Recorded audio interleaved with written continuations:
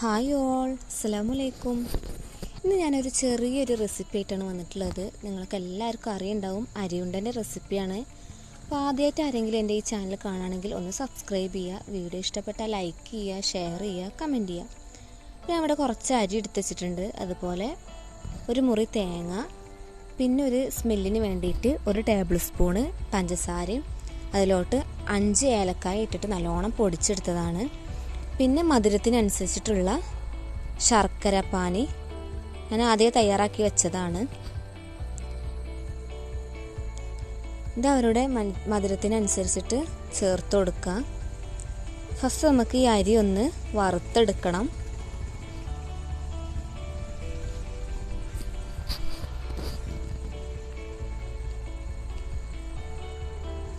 സ്റ്റൗവിലൊരു ചീനച്ചട്ടി വെച്ച് കൊടുത്തിട്ടുണ്ട്. ഇതിലോട്ട് അരി ഇട്ട് കൊടുക്കുക. ഫ്ലെയിം കൂട്ടി കൊടുക്കുക, കുഴപ്പമൊന്നുമില്ല. പകുതി കുക്കാവണ സമയത്ത് ഫ്ലെയിം കുറച്ച് വെച്ചാൽ മതി. നല്ലോണം ഇളക്കി കൊടുക്കണം, എന്നാലുള്ള എല്ലാ അരിയും കുക്കായി കിട്ടുള്ളൂ.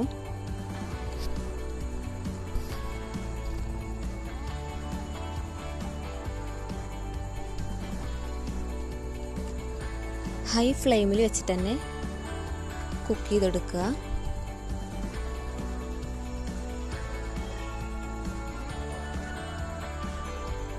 ചില അരികളെല്ലാം കുക്കായിട്ടുണ്ട്. നമുക്ക് ഫ്ലെയിം കുറച്ച് കൊടുക്കുക, അല്ലാന്നുണ്ടെങ്കിൽ കുക്കായ അരി വീണ്ടും കരിഞ്ഞു പോകാൻ സാധ്യതയുണ്ട്. അതുകൊണ്ടാണ് പറയണേ ഫ്ലെയിം കുറച്ച് കൊടുക്കാൻ. ഇനി ഈ ഫ്ലെയിമിൽ കിടന്നിട്ട് തന്നെ മീഡിയം ഫ്ലെയിമിൽ കിടന്നിട്ട് നല്ലോണം വറുത്തെടുക്കുക.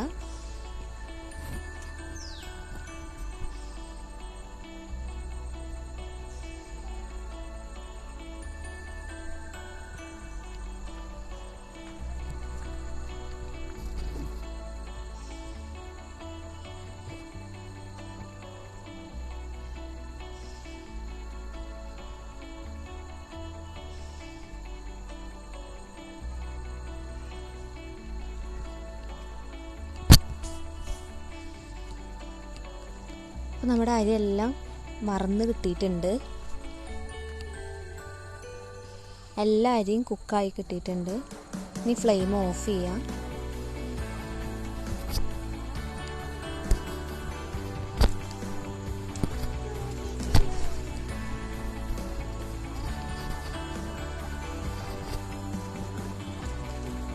ഫ്ലെയിം ഓഫ് ചെയ്ത് കൊടുത്തിട്ടുണ്ട്.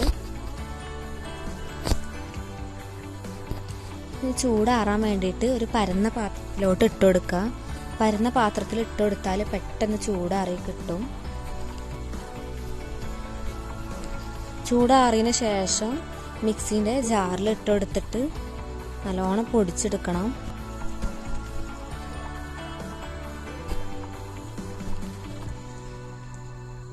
ചൂടാറിയതിന് ശേഷമാണ് മിക്സിൻ്റെ ജാറിൽ ഇട്ട് കൊടുക്കേണ്ടത്.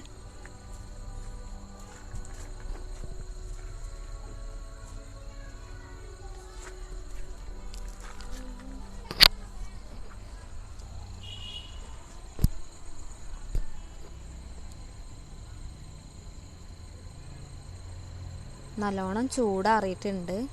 ഇനി മിക്സിൻ്റെ ജാറിൽ ഇട്ട് കൊടുക്കാം.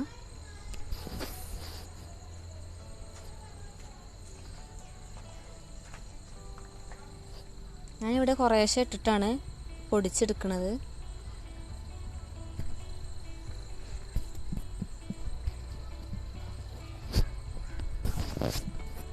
ഫസ്റ്റ് ഇതൊന്ന് പൊടിച്ചെടുക്കാം.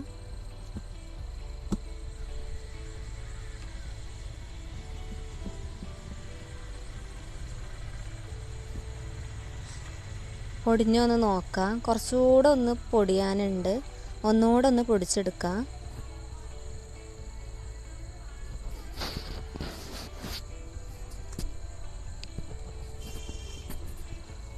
പൊടിച്ചെടുത്തു. ഇതൊരു പാത്രത്തിലോട്ട് മാറ്റി വെക്കുക. ബാക്കിയുള്ളതും കൂടെ പൊടിച്ചെടുക്കാം.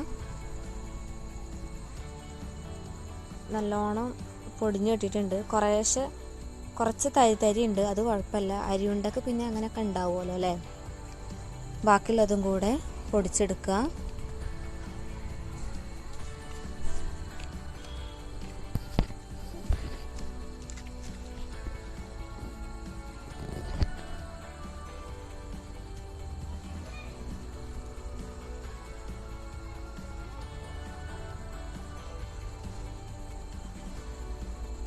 എല്ലാം പൊടിച്ചെടുത്തിട്ടുണ്ട്.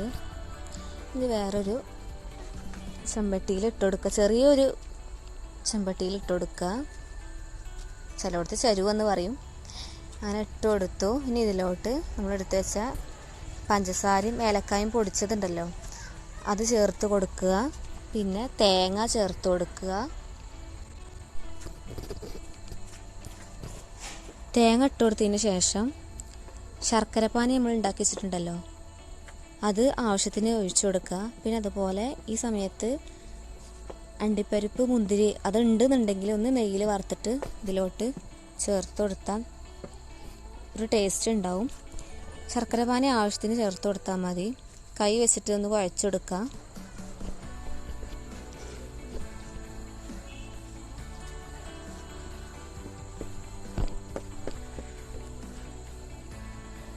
ശർക്കരപ്പാനി ഇനി വേണമെന്നുണ്ടെങ്കിൽ നോക്കിയിട്ട് ഒഴിച്ചു കൊടുക്കാം കേട്ടോ.